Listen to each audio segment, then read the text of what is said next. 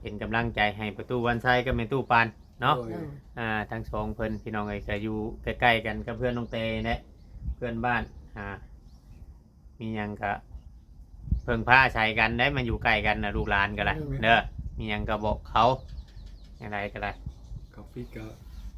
เฮาบอกแม่นก็เฮาพิดก็ให้เขาบอกกันแหละแม่นตามไปก็บอกเดียวแหละโดยทุกสิ่งทุกอย่างเนาะว่าสิถึกมันบ่ถึกได้แม่นมีทั้งพิษเดียวได้คนเฮาแม่นบ่โดยคนต้องมีพิษโดยบ่มีภัยหรอกที่ถึกเบิดทุกอย่างแต่ว่าตัวใดเฮาพิษแต่เฮาฮู้จักแก้ไขหรือว่าปรับปรุงตัวเองใหม่น่ะมันก็เป็นการดีแม่นแหละก็ว่าเฮาพิษแหละโมบอกแหละเฮายังบ่ฟังอยู่น่ะมันบ่แม่นแนวได้แบบนั้นเนาะเป็นความพื้น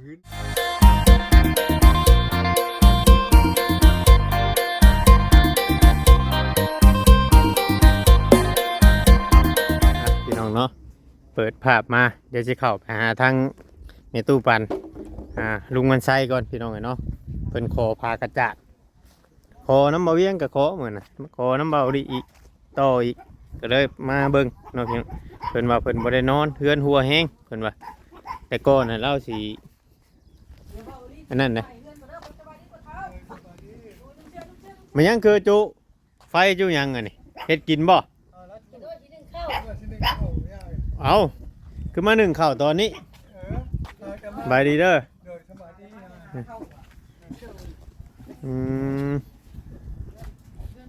กำลังสิหนึ่งข่าวพี่น้องเลย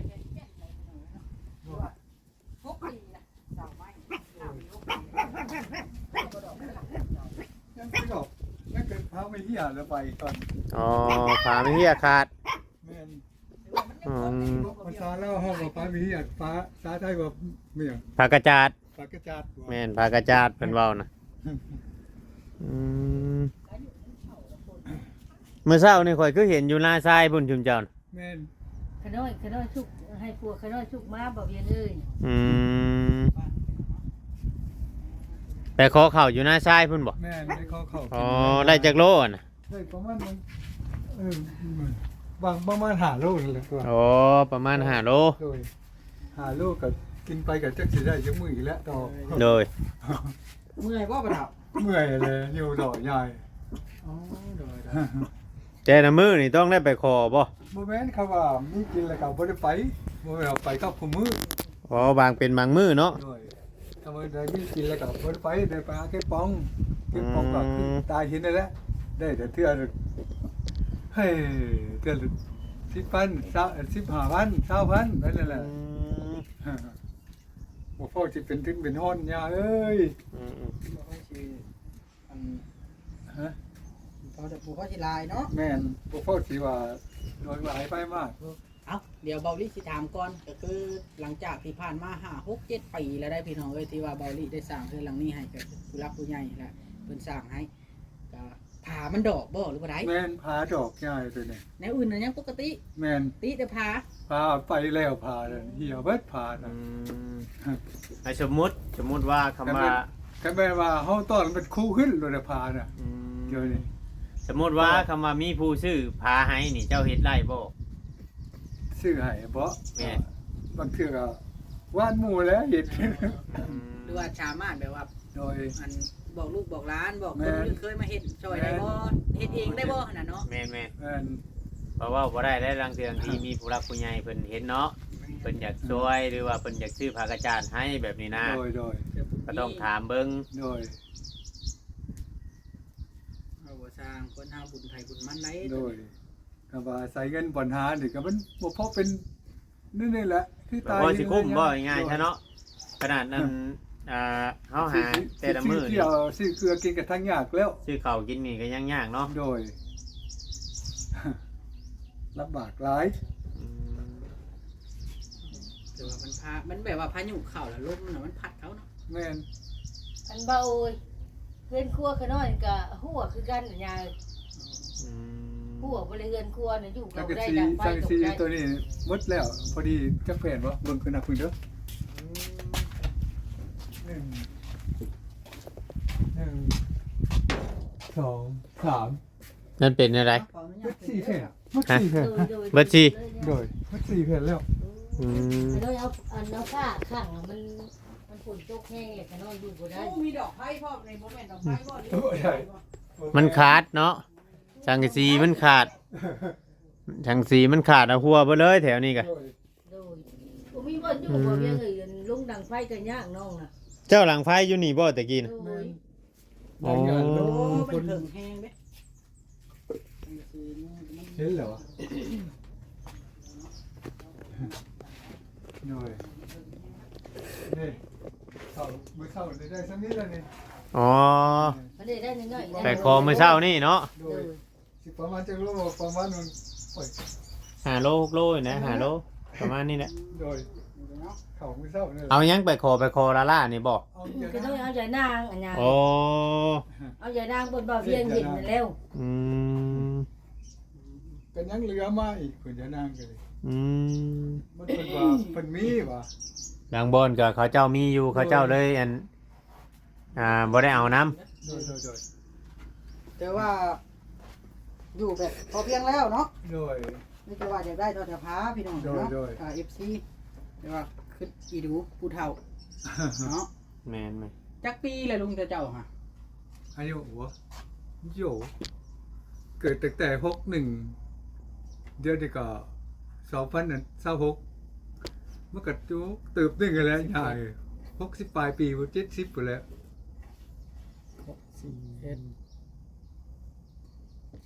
มันสาดเขาทางหลังคุณบอลนั่น ทั้งหลังทั้งหน้าเข้าเบิดบ่เวียงเลย เอ้ผานี่เพชรขึ้นมาเบิ่งก็บ่เชื่อ นี่ โอ้ หมดเลย เพราะว่าผานี่จำนวนย่างใช่กับประมาณ3 ปีเนาะ3 ปีมันก็จะคู่แล้วได้ผากระจาน แล้วเราก็ต้องแม่นเรียบร้อยเนี่ยว่ะ อืม ถือว่าแล่นบูได้เนาะ อยากว่าอยู่ได้ยาย โอ้แต่ว่าพวกโครงสร้างมันยังดีได้พี่น้องเทือหลัง เพราะไม่มันยังดีอยู่ไม่ โครงเขื่อนโครงซานหรือยังเสมอเก่า ไม่ยังดี ลงมากันยังบ่ตีบ่หนิงเลย เสากับมันบักใหญ่นึงวะ สามารถอาหารนี้ เนาะ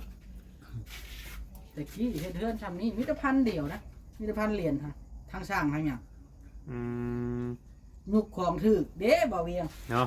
เฮ็ดคือว่าในเฮ็ดช่วงนั้น แต่เก่าเงินถึก มาเดี๋ยวนี้โอ้ย บ่ของสิ่งของเป็นไม้เป็นหยังเลยผากระจาดเดี๋ยวนี้ยังบ่แม่นตกอยู่แผ่นละแสนพุ่นมาจ้ะแต่กี้มีแต่50,000 แม่น มันขึ้นครึ่งตัวครึ่งเนาะเด้ แม่น ก็เฮ็ดเทือนหลังนี้30 พระอาจารย์บอก30ในช่วงเว้าดีเฮ็ดเทือนเจ้า เดี๋ยวนี้ว่าแพทย์นะเซนพุ่นพากระจาดบางบอนก็90บางบอนก็มันแล้วแต่เขต มีแต่ว่าสิเบาลีสิได้จบคลิปก่อนถ่าย FC ท่านใดหรือว่าผู้หลักผู้ใหญ่เพิ่นเบิ่งเห็นเนาะเพิ่นอยากสุดอยากจอยก็อันแล้วแต่เพิ่นได้ตัวนี้เนาะ โดย เราก็มี แม่น หน้า ๆ ที่ ก็ ทายเพื่อเป็นสะพานบุญในเพิ่น แม่นแหละ เพิ่นมีตาสงสารโอเคเด้อสบายดี สบายดีสบายดี โอเค แล้วแต่ทางผู้รักผู้ใหญ่คือเว้าแน่เนาะ โดย ก็คือจุ่มเฮาเคยได้เข้ามาแต่เก่าแน่ โดย มาแต่เก่าก็ผู้ใหญ่เพิ่นชดช่วยมาจังได้มาช่วยเจ้า แม่นแหละ แหมก็เพิ่นก็เบิ่ง บ่ทันแล้วยายก็ได้แบบอยากได้เท่านั้นแหละแนวสิ่งใกล้ๆสิ่งอื่นเนี่ยว่ามันพอไปพอมาได้นะ อืม พากระจาดนี่เป็นนักแล้ว อืมหนักหน่ว คือง ข แล้ว นาด เนาะ เห็นแล้วคือขนาดบอกกันแหละ โดย คำเป็นต้องก็เป็นคู่ขึ้น อย่างเดียว ใครแต่ว่าบ่ต้องก็ บ่ ต้ ได้ อง บ่ เป็น ได้ เรื่อง หยังก็ได้เพราะจะพากระจาดนี่ก็เอาบ่เวียงเอ้ย โดยอันใดมีแต่ว่าให้ FC เพิ่น ครับ พิจารณาเบิ่ง เป็นเมียก็กับสังกะสีและ จักแพนถังสีจะนับ สัง เป็ กะ น สีพอดีทั้งหมดพอดี4แผ่น ถังสีสี่แพนก็พากระจาดเนาะ โดย อืม พากระจาดจักหลายจักแผ่นบ่คนน้อยก็นับบ่คู่เลยเด้อบาดนี่ อืม มันก็สิหลายแผ่นตึกไป โดยเอ้ามีแต่ว่าถ้าว่าผู้ใหญ่เพิ่นถามมาเดี๋ยวเฮาจังสินับเบิ่งใหม่ โดย ถ้าผู้ใหญ่เพิ่นนั่นจะช่วยหั่นนะ โดย เดี๋ยวเฮาถ่ายให้เพิ่นเบิ่งซื่อ โดย ถ่ายให้เพิ่นเบิ่งซื่อ โดย ว่า มันก็บ่ได้อันคอยมีผู้ถ่ายถึงเจ้าแล้ว แม่น แล้วก็มันก็นั่นเพิ่นบ่เห็นเพิ่นบ่ฮู้เลยทั้งเทื่อนะ โดย บางเทื่อบางทีนะเพิ่นบ่ฮู้บ่หยัง โดย บางเทื่อมีคนถ่ายเข้าไปแล้วเพิ่นเห็นบางเทื่อเพิ่นสงสารเนาะ โดย ผู้ที่เคยช่วยเว่าง่ายๆซะ โดย ผู้ที่เคยช่วยบางเทื่อเพิ่นอยากมาช่วยบางเทื่อว่านั่น เพิ่นก็กลับมาช่วยเฮาก็บ่จักน้ำเพิ่นอันนี้ก็ได้ โดย แต่ว่าเบิ่งไปแต่ว่าจู้พื้นจู้หยังไปแบบนี้เนาะ โดย อืม คือมันไม่ได้พาเลยก็มีแห้งเลยใจเลย อืม ยังขาดสิบกิจน้ำพาเลยเลยเข็ดขาด เพราะปีนั้นคือว่าลังเทื่อก็ตอนเฮามาเป็นสะพานบุญนะเจ้าเรืออยู่ปีนั้นคือว่าบ่ได้ขออยู่เฮือนเจ้าไปตัดอ้อยตัดหยัง แม่น จัง ไปบ้านนี้ภูเขาพัทยาบันเขายาตัดแล้วก็ดี อืม ยาตอนไปตัดเดี๋ยวนี้มันก็แห้งกับลงก็เก่าเนาะ เฮาเริ่มเฒ่าแล้วเนาะ โดยบัดนี้ไปตัดน้อยก็ได้เทื่อละเมื่อคืนนั้น60,000หรือว่า70,000 อืม สูงสุดเลยนะคือเขาโยมมาบอกแล้วเขาหันเขาแห้งกับโจเหยียบใส่แต่โจมันกับเต็มมือละ100,000-200,000ไปแล้วเนี่ย โดย แม่นแหละพื้นขาวเมื่อยแล้วเลยใจจิขาดเลยบัดนี้มันเหนื่อยนะ โดย นั่งแล้วนั่งก็สู้เบิ่งแล้วบัดนี้เบิ่งโมตัดแล้ว บัดหน่อไม้หน่อยางห้อยยางอยู่เทิงนี่ได้บ่ได้เอาไปหาเลขให้เพิ่นบ่ เอาไปกับมันบ่มีผลออกง่ายเลยนี่ตกข้างเลยนะไม่นี่ภูเขาไปแล้วก็ตกข้าง อ๋อ ตกข้างมันตกข้างไปที่ว่าบ่มีคนเอาอะนะ อ๋อเพราะว่า เพราะว่า กูมือนี่มันมีหน่อไม้ชดอยู่แล้วเนาะ มัเป็นน่องมาเด้เด้แล้วก็อย่าเอาไปกินบ่เท่านั้นแหละ กับหนึ่งมากับมันมีหน่อไม้ชดหน่อไม้มันมีตลอดกูมือนี่หน่อไม้ โดย เขาปลูกอะนะหน่อไม้เลี้ยงน้องนะ ไม่เรียกน้อง มันมีตลอดเลยก็เลยเขาเลยบ่ค่อยอยากกินหน่อไม้ดอง แม่นเลย อ่ะก็ถือว่าเป็นไปได้เติบเนาะมาบางยามแดงยามฝนนั่นคือว่าอันนั้นเนาะยามฝนนั่นคือว่าหลายเนาะ โดย หน่อไม้มันบ่เจ็บท้องบ่เฮากิน ขน้อยเป็นค่อย อ๋อ เก่งไปเลยได้ยา เฮากินบัดเฮาอยากพิษกระเพาะเฮาน่ะ บ่ กินนั่นคือหน่อไม้ดองอะนะกินของดองบ่ได้ จ่ายหีดเลยบ่แม่นของดองอันนี้ โอ้ ใส่ถุงแล้วก็อัดเข้าแล้วก็เฮาหนึ่งเอา โดยแต่เก้ามาเฮือนเจ้านี่บ่จักยามแดงยามฝนสิมีเครื่องปลูกหลายเพราะว่าพักอีโตอีตูพักมะขอมะเขือแต่เก่าพริกมะพร้าย อันนั้นบ่ปลูกเลยก็หญ้าเลยเลิกเลย แต่เก่าโยมมาพริกมาเกลือเต็มแถวเลย อันนี้เลยว่าอันตัวอันดินเบาดีนี่เลยขน้อยปลูกนะ ปลูกไปแล้วแหละนำดินเจ้าก็พอได้อันเฮาไปขอหมู่พอบ่อายได้เฮามี แม่นเลย เฮามีเก๊กๆกอก เดี๋ยวนี้หัวจะใกล้กันยังต้นเดียวจนถึงถูกกว่านี่เท่านั้น ตายหันมืด โดยก็ต้องอันนั้นนำเฮามีไปขอเฮาก็ต้องมีแนวไปแลกเปลี่ยนว่าง่ายๆนะ นี่นะแก้ไขเป็นตู โดย แม่นแหละ ไปจักมุ้งคือว่าไปหอดนาชายเฮามาคือเห็นอยู่นาชายพุ่นไปจักมุ้ง แต่เช้าได้ ตั้ง ยา แต่ดึกๆกว่าได้ยาย โอ้ แต่เด็กๆผูกตื่นนอนมากะวันนั้น ให้ไปแจ้งอยู่พุ่นบ่อืม เห็นตอนใดยาเห็นคือดอก ฮะ ยาเห็นตอนใดคือดอกอยู่ เลยทางแยกมาหน่อยหนึงเด้ เลยทางนี้ แยกไปแก่งกระเบาแก่งกระเบาแล้วบ่ แม่น เลยมาหันหน่อยหนึงเลยยับมาหันหน่อยหนึง บ่เป็นต้นคือน้อยนั่งอยู่ใน บ่ยูโรนี่แหละยูโรเจ้ายูเมียเจ้านี่แหละเราเห็นอยู่อืมไปที่แต่ละมือคำว่าบ่มีกาบาวสิเบิดแล้วแม่นไปเนาะ โดย เห็นไปพอได้มาบัดคายได้สวัสดิ์มานี่เจ้าไปคายอันขวดเบียร์ขวดหยังกระป๋องเบียร์กระป๋องหยังได้จ้ะ คือน้อยเว้าสู่ฟังเลยไปแล้วก็ได้เทื่อละโลละได้ก็มาขายก็ได้เทื่อละ10,000 15,000 20,000 อืม แล้วก็เลยบ่ได้ซื้อหยังเป็นบัดนี้ได้แต่พอได้ซื้อกับเก่าแล้วก็แล้วกับเก่าเพิ่นแพงซุมื้อนี่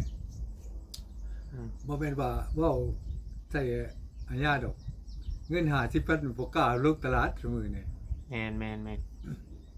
แต่ แต่ที่จะว่า คือจุมเฮามานั่นแหละแต่น้ำมันนิดเดียว โดยบัดซุมื้อนี่โอ้ยแม่นหยังก็ขึ้นหมด หยังกระเพงเนาะ โดย คิดว่านี่ไรพี่น้องเลยเนาะ บ่จักได้ เป็น ว่า นัวนะนะบ่าวคือเบิ่งเป็นนัวนะ ชงเท่าไรเดี๋ยวนี้เฮาก็บ่ได้ชื่อแต่รถนะ แปลงนัวเพราะ โดย ถุงสัก23,000แล้ว อืมกี่มีแต่10 กว่าพันเนาะ12 13เนาะ โดย23เลยนี่ยายคิดเอาหั่นแหละ นี่ไงก็คือว่าเนี่ยพี่น้อง เบิ่งไป ปิ้งไก่เนี่ยปิ้งกัน5,000ตะกี้ขึ้น12,000แล้วเดี๋ยวนี้ อืม ว่าจังได๋บ่ทิ่มให้ก็บ่ได้กิน อืม ป้องปลาป้องก็เท่าไหร่ป้อง 15,000เดี๋ยวนี้ อืม คำบ่ทิ่ม 15,000ก็บ่ได้กิน มีทุกเท่าไหร่ทุก 5,000 ไปกินหมี่ก็ยังยากนะเดี๋ยวนี้เนาะ แม่น กินหมี่ก็ยังยาก ก็บ่มีเงินแล้วแม่นบ่ได้ ตัว กิ นั้น นแห เล ละ ย อันบ่าวนั่นมาให้มีเท่าแก้วแน่แล้วก็ค่อยแน่เด้ตอนนั้น บ่แสน บ่เทิง ให้ ได้ ว่าซื้อแสนบ่ได้แสน คนใดมือใด คน ตุ้ ตุ้ ย ย ตุ้ยนี่นะตุ้ยกับข่าวเด็ดตี้อ่ะนะ มาเฮิงไปได้ เพื่อนเอามาให้ได้5-6 มื้อเลยนะเว้ย แม่น อืม นี่อันเพื่อนเอามาให้มีเท่าแก้วแน่ขน้อยแน่ อืม ปองปลาหั่นขน้อยได้2ปองนี่ก็ขน้อยก็ได้3ห่อมันก็เหล้าก็3ห่อได้ปองปลา3ปองเหมือนกั ปั น นกันเนาะ โดย อืม ปันเห็นกินนี่แล้วนะบ่าวเอ้ยคนใกล้เดียวได้จ้ะ อืม เพิ่นก็ไปแล้วเพิ่นเบิ่งเฮาเบิ่งเพิ่นนั่นแหละ โดย ต่างฝ่ายต่างทุกข์คือเดียว แม่นบางเทื่อบางทีก็คือเฮาเว้าเนี่ยคือเฮาฮู้ๆเนี่ยแบบว่าทางผู้รักผู้ใหญ่ผู้เพิ่นช่วยก็เพิ่นก็เฮ็ดงานคือกันนะ แม่น เพิ่นก็เฮ็ดงานคือกันแต่ก็แบบว่าจนเท่าเงินเพิ่นออกแบบนี้บางเทื่อเพิ่นแบ่งทำบุญนำกับบางเทื่อเพิ่นบ่ทำบุญกับวัด เพิ่นก็มาทำบุญกับคนคนผู้ขาดเคินหั่นน่ะตกทุกข์ได้ยากเพิ่นก็ช่วยแบบนี้นะ โดย บางเทื่อผู้เพิ่นมีอะดีเพิ่นก็ช่วย บางเทื่อผู้บ่มีเพิ่นอยากเฮ็ดบุญเพิ่นก็จำเป็นได้ช่วยผู้เพิ่นบ่มีก็ โดย ตามที่เพิ่นเล่าให้เฮาฟังนะ